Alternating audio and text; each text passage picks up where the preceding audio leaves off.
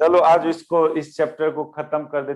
थोड़ा सा बचा हुआ था उस बेंडिंग मोमेंट में हम लोग स्ट्रेन डिराइव किया था। ये वाला ये मैं शायद नहीं किया था, बस इतना समझा रहा था कि जब स्ट्रेट था आपका रॉड रॉड जब स्ट्रेट था तो एक मिडिल लेयर कंसीडर किए थे और दो पैरेलल लाइन कंसीडर किए थे।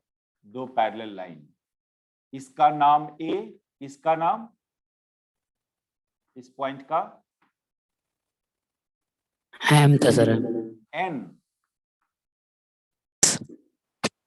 एन एम एम और इसको के।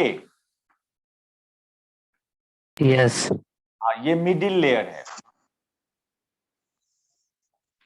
और ये टॉप मोस्ट लेयर है, ये बॉटम मोस्ट लेयर है। इसके बीच में एक लेयर इमेजिन किया था हम। कहीं पर एक लेयर आप लिया, ये लेयर जेड डिस्टेंस पर, जेड डिस्टेंस जेड था। और जब करेगा इसका नाम रखे थे, इसका नाम ए बी रखे थे फिर, जो कि वो पैरेलल लाइन में टच किया, वो मिडिल लेयर का नाम ये भी था ना। अच्छा हाँ सर, ये पॉइंट ए था और ये पॉइंट बी था, ठीक है। अब जब स्ट्रेट रहेगा तो क्या होगा, ये एम के और ए बी बराबर होगा।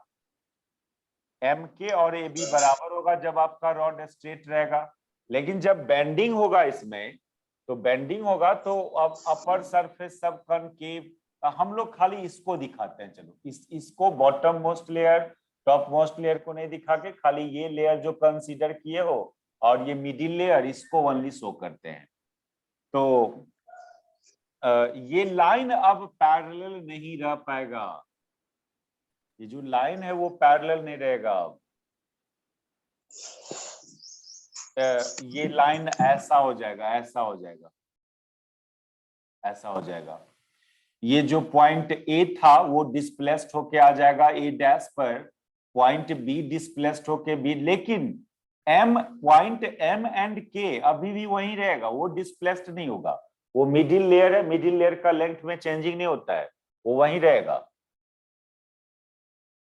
ठीक है, तो देखो ये कर्वेचर भी आया इसमें, टेढ़ापन आया, कर्वेचर। हर कर्वेचर का अपना एक सेंटर ऑफ कर्वेचर होता है, एक centre of curvature.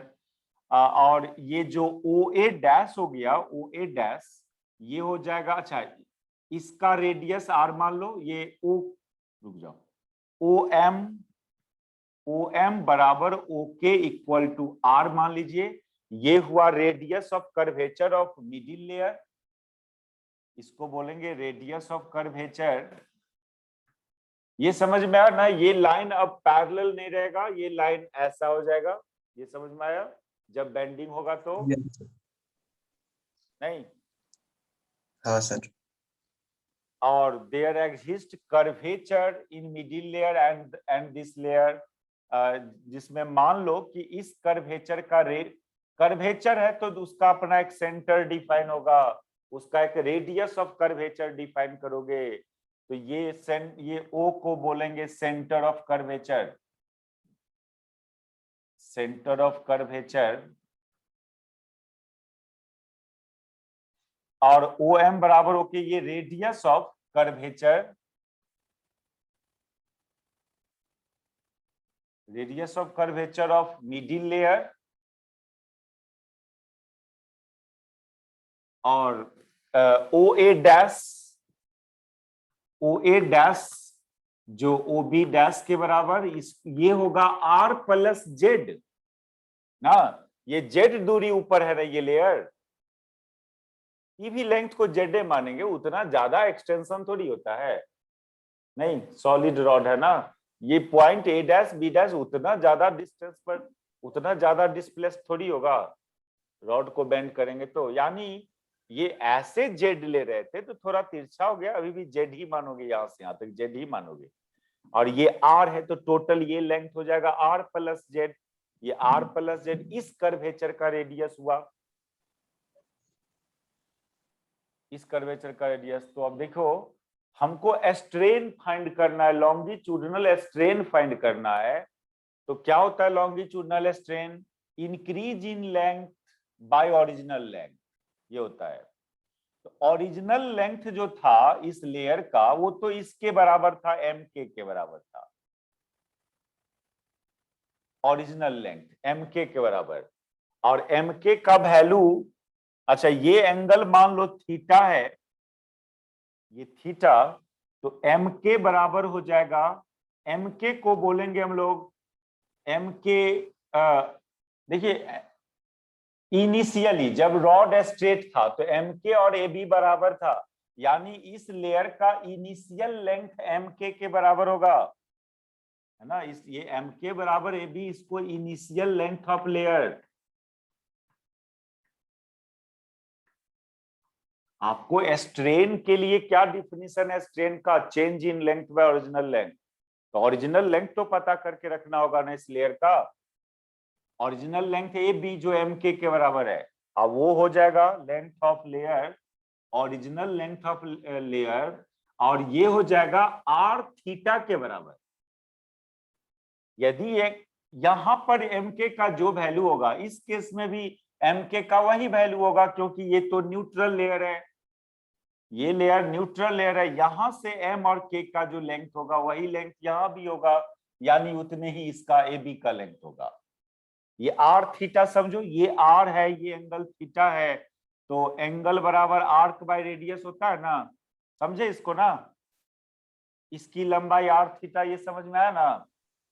Yes sir, arc by radius वो होता उतने ही है। इसका इनिशियल लेंथ होगा, वहां उस फिगर में देखा जाए, it is also the initial length of upper layer. अब जब बेंडिंग हुआ तो अब इस लेंथ का, इसका लेंथ उतने ही रहेगा, आर थीटा ही रहेगा, इसका लेंथ हो जाएगा ए डैश बी डैश, जो हो जाएगा ये हो जाएगा आर प्लस जेड थीटा,